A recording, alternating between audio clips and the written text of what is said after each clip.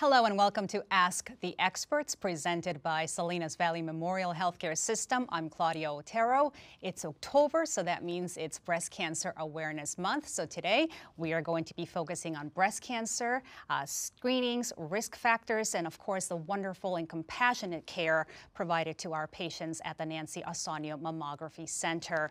Joining us today is radiologist Dr. Amy Lantis Stemmerman. Dr. Stemmerman is also the medical director of the Nancy Osornio Mammography Center. Also with us today is registered nurse Jessica Valero and registered nurse Amanda Countryman. Jessica is a breast cancer navigator and Amanda is a breast health navigator also at the Nancy Osornio Mammography Center. Thank you so much for being here today, ladies. So let's begin with you, Dr. Stemmerman. Please tell us a little bit about the Nancy Osornio Mammography Center. The Nancy Osornio Mammography Center opened 11 years ago. The Nancy Osornio Center is named for a local philanthropist named Nancy Osornio, who envisioned a breast center with state-of-the-art facilities for the local women and a few men of our community.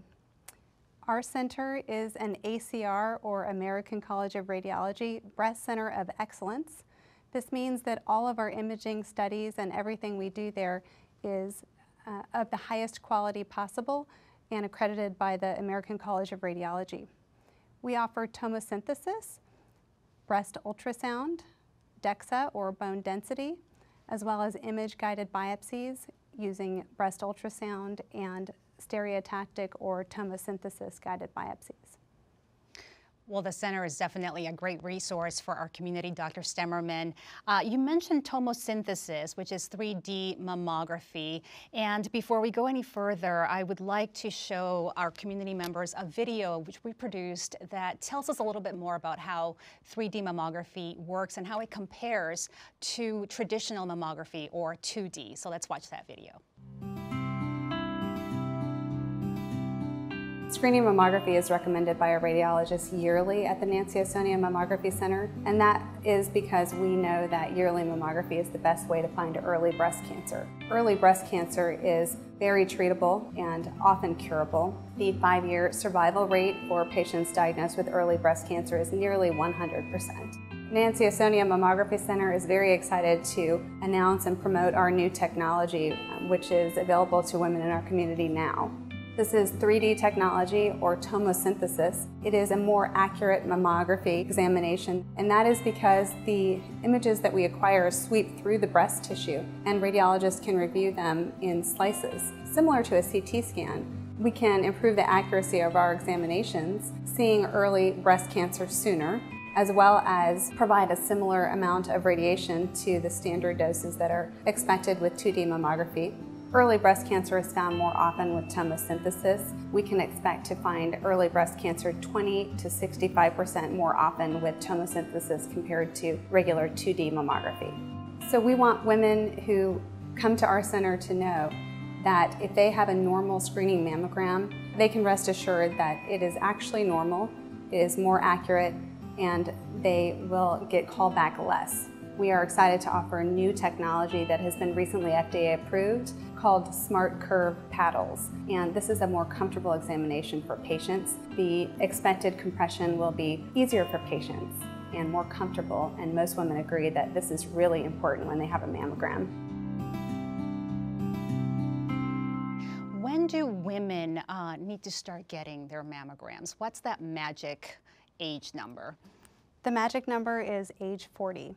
And the reason is we know that 95% of breast cancer diagnosed is diagnosed at age 40 or later in a woman's lifetime. And so screening mammography is recommended beginning at age 40 and yearly afterward. These are the recommendations of the American College of Radiology as well as the Society of Breast Imaging. This is what I recommend for my patients. There are other cases though, right, when a woman needs to be seen or go to these checkups much earlier than age 40. So can you give us a little bit of information about that? Certainly. So there are women at higher risk for breast cancer. Starting mammography at age 40 is for average risk women. Women at moderate or higher risk of cancer may need to start screening sooner, and this risk may be due to genetic factors, may be due to family history or other factors including when they started menstruating and other factors. And at our center, we will offer all of our patients a risk assessment that can be performed by our doctors and our nurses so that they know what their average or what their lifetime risk is, and we can help develop a personalized screening examination that's right for them. Okay. And for a woman who hasn't had that first mammogram yet, and let's say either her mother, her grandmother, her sister, an aunt had breast cancer or maybe a different type of cancer, that's probably a conversation that she should be having with her family doctor, correct? To kind of set her into that path as to when she should be making that first appointment.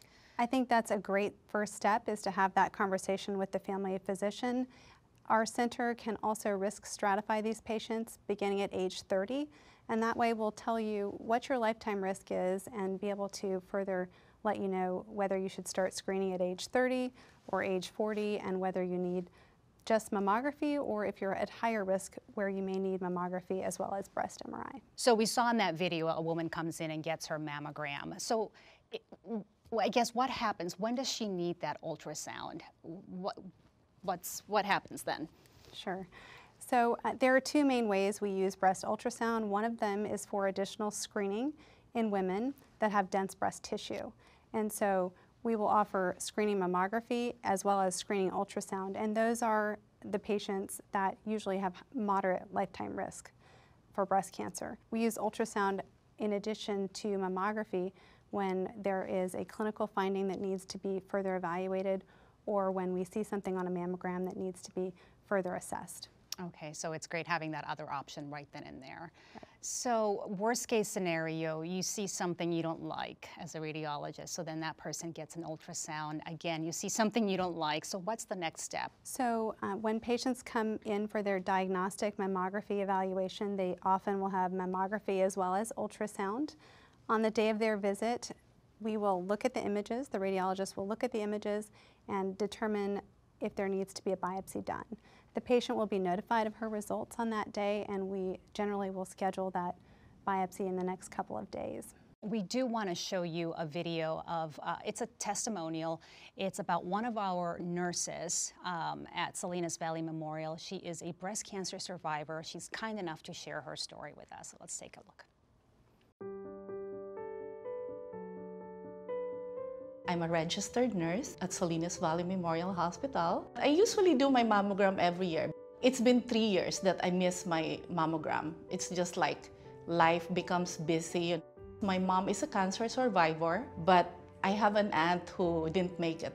They did the mammogram and then they did the ultrasound, and it's really highly suspicious that the doctor ended up ordering biopsy. I came back, and that's the time I met Holly. Once she had her ultrasound, we unfortunately spotted what we thought was a cancer. The doctor right away told me, the first word she said was, "Unfortunately, you have cancer." I was not thinking about myself that time. It's my kids. I have a 12-year-old boy, and my daughter is in senior high school. The acceptance was really hard initially. She was there with me. She held my hand. She's just like my angel during that time. We just shared smiles and hugs, and I just felt like she was a sister to me at that point. It's important to get your yearly mammograms because they truly do save lives. I'm so thankful the care that I received from the mammogram center to comprehensive cancer center to the hospital. It's top-notch. I'm just thankful to everybody that they're with me during this journey, and I received the best care that any patient should get. I feel good. I'm back to work, which I love, and right now I'm free of cancer. Free of cancer, and she received amazing care at the Nancy Osonia Mammography Center at our hospital, and obviously at the Cancer Resource Center. We want to thank Maylene for sharing her story with us. It's really inspiring. We also want to reiterate the importance of yearly checkups and cancer screenings. It's estimated that 41% of adults in this country have delayed or avoided medical care because of the pandemic.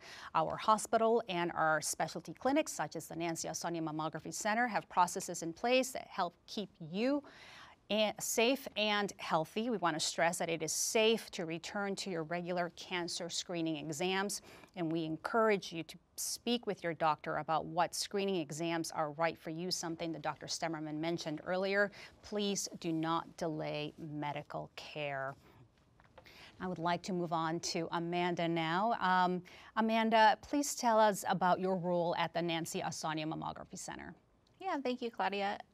So I'm here to just support you in understanding what your breast health plan might be in the future, what your biopsies have been in the past, what your results are, what your risk score is and what that means for you, as well as I do the genetic testing and assessments to make sure that we're taking a look at that to see how that impacts your breast health as well.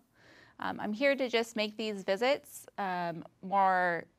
less scary for you, as well as help you understand how to maintain your breast health.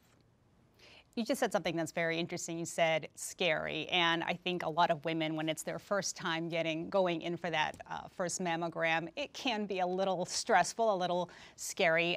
We should probably tell you that you don't need to be scared. You are in amazing hands, probably the best hands and healthcare staff that we have here on the Central Coast. So just please remember that these ladies are there for you, and we are there to assist you and be with you throughout that journey. However, you know, whether it's just coming in and leaving and that's it, and coming back a year later, they are there for you. Amanda, can you tell us about the center's high risk and genetic program? Yeah, absolutely. So every woman who comes into our center, we do a risk assessment on. So that's why we have you fill out that paperwork before registration that provides us with your reproductive health, your personal and family cancer histories, as well as collects your other personal information so that we can put that into our Tyrer-Cusack risk assessment tool to come up with a risk score. And what we do with that score is help you understand what screenings might be recommended and best for you to manage your estimated lifetime risk of developing breast cancer. And that is great information to have. I know Dr. Stemmerman earlier mentioned that some women with dense breast tissue, for example, may have to also have a screening whole breast ultrasound. There you go, an ultrasound. So there you have it. Thank you, Amanda. I appreciate you providing all that information. Jessica, you are a breast cancer navigator at the SVMH Susan Bacon Cancer Resource Center, and you also work with the Nancy Ausonia Mammography Center to ensure breast cancer patients receive seamless care. So what is the role of a breast cancer navigator, and what does this mean for patients?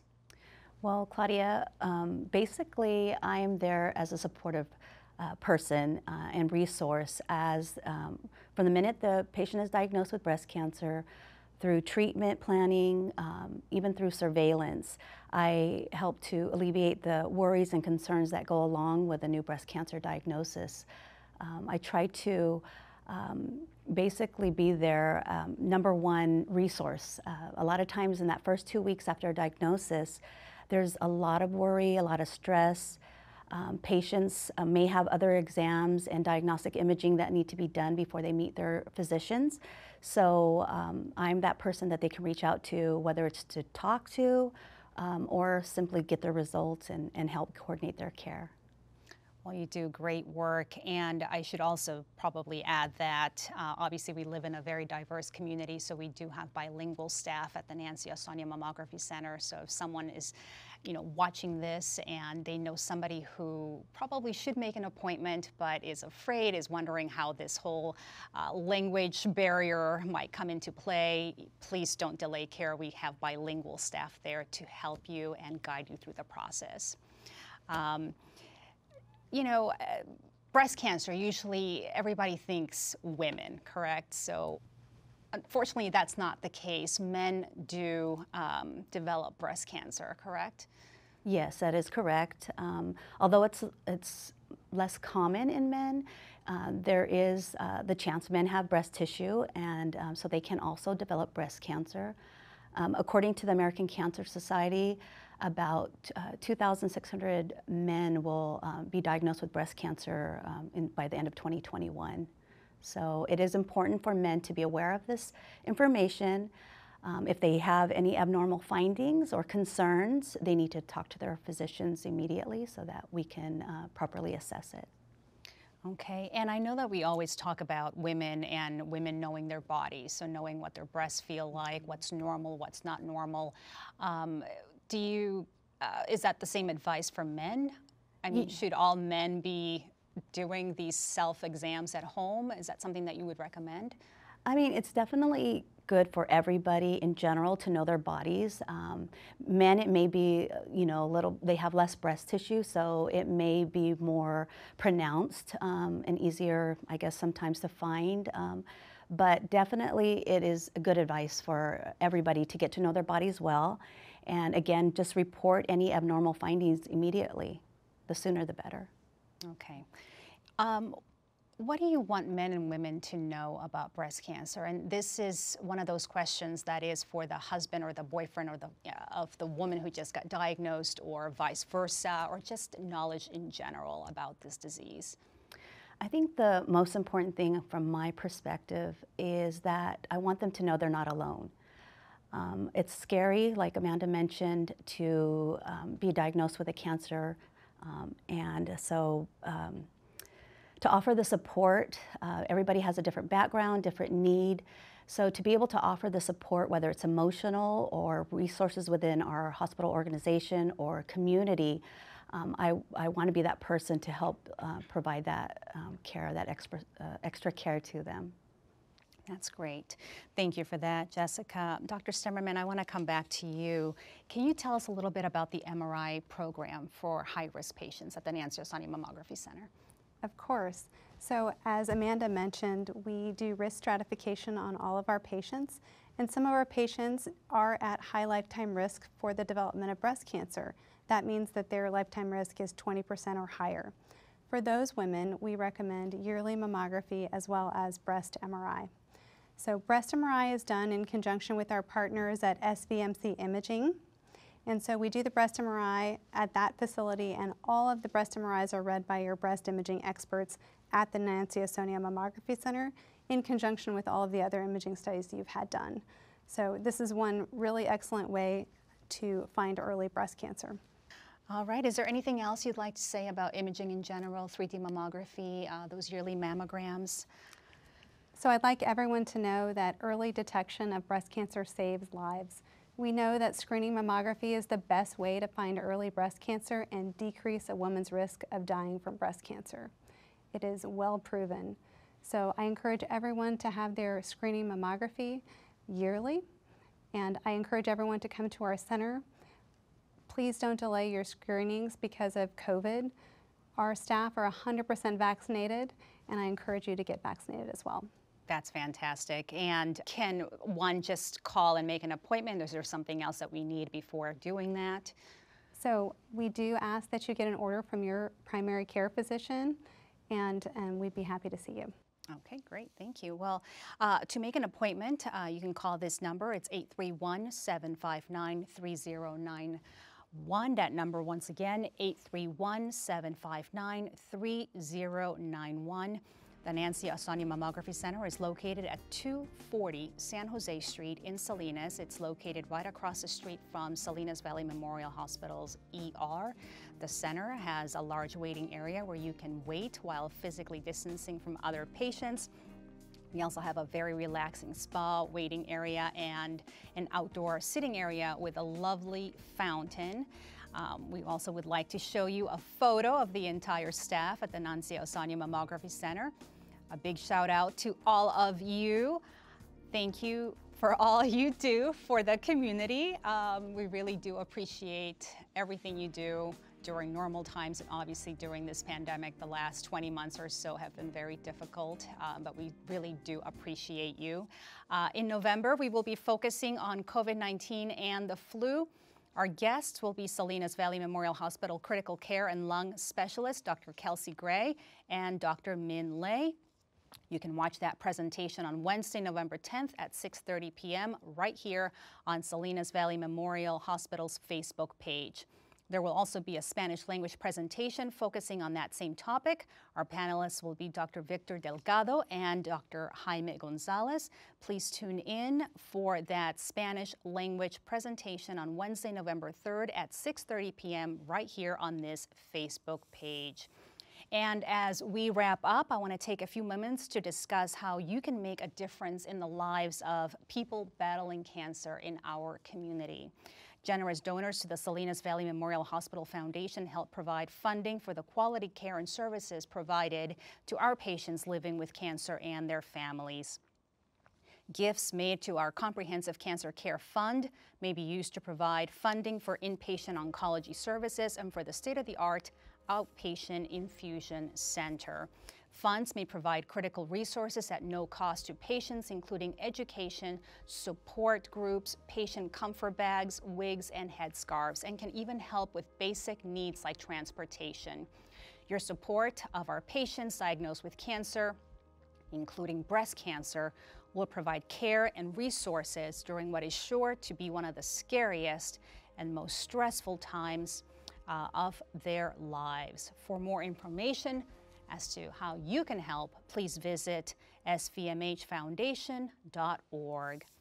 Well, I want to thank our guest today, Dr. Amy Lantis-Stemmerman.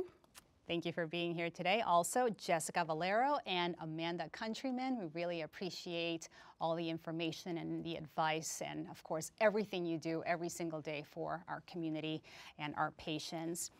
We thank you for your time and your expertise, and hopefully we'll see you here again sometime in the near future. This video will remain here on Facebook. Please like and share it, and we'll see you right back here next month. Take care. Bye-bye.